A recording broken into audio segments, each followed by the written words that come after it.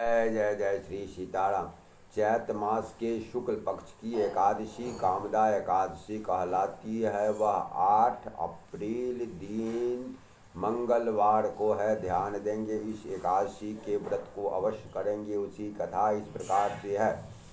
धर्मराज युधिष्ठिर कहने लगे, हे भगवान, मैं आपको कोटि कोटि नमस्कार करता हूँ।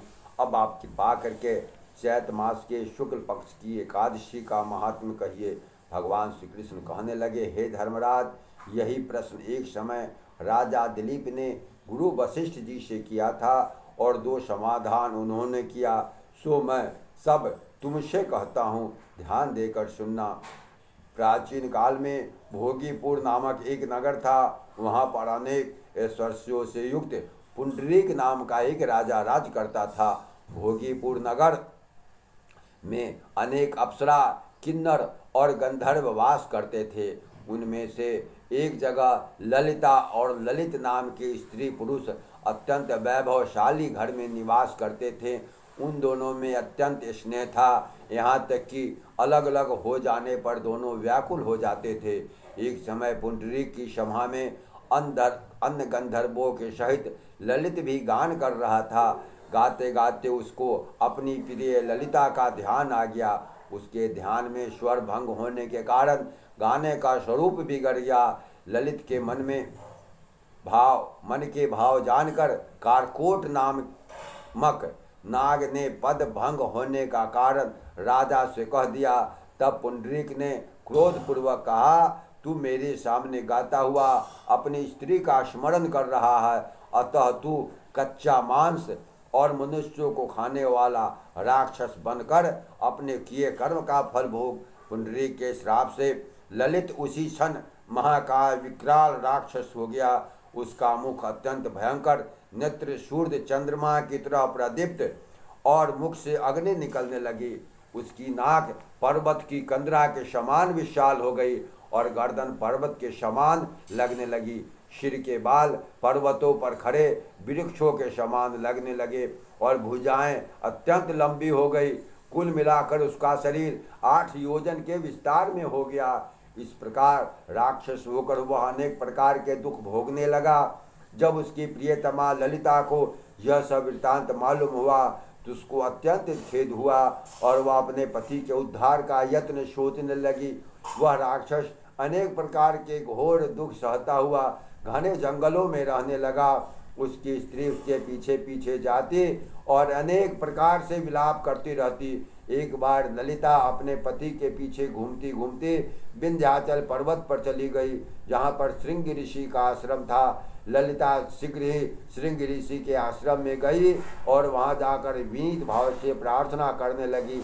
उसे देखकर श्रृंग ऋषि बोले, हे सुभगे, तुम कौन हो और यहाँ किस लिए आई हो? ललिता बोली, हे मुने, मेरा नाम ललिता है। मेरा पति राजा पुंडरीक के श्राप से विशालकाय राक्षस हो गया है और मुझको महान दुख है। उसके उद्धार का कोई उपाय बतलाइए।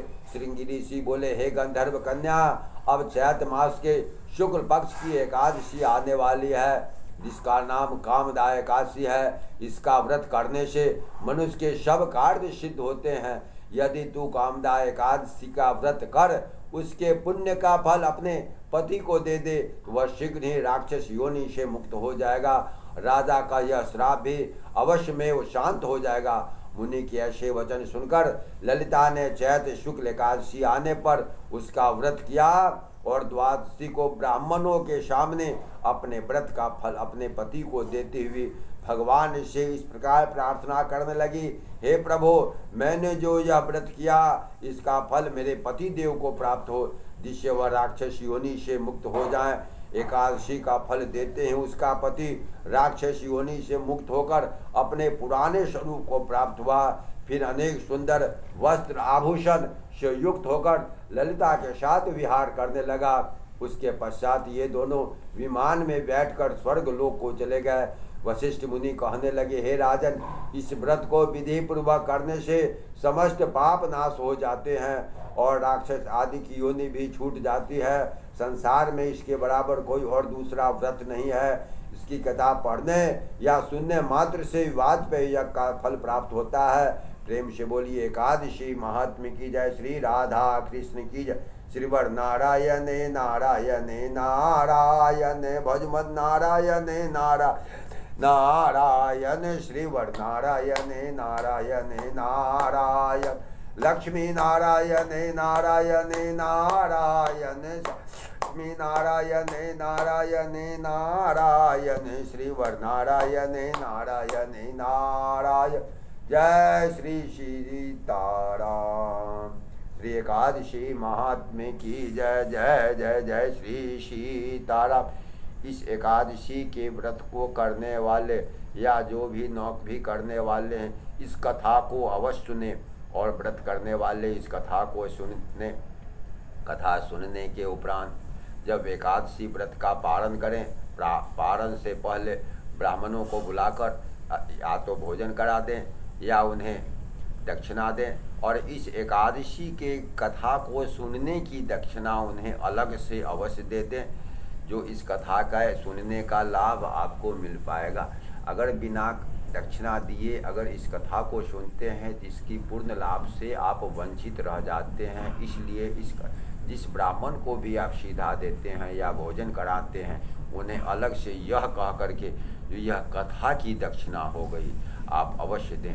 प्रेम से बोलिए श्री राधा कृष्ण की जय। भगवान नारायण सबके ऊपर कृपा करें, सबकी मनोरथ पूर्ण करें, ऐसा मन में विश्वास रखिए। वह हर किसी की कामना पूर्ण करते हैं, आपकी भी कामना पूर्ण करेंगे। प्रेम से बोलिए एकादशी महात्म्य की जय जय जय जय श्री सीता।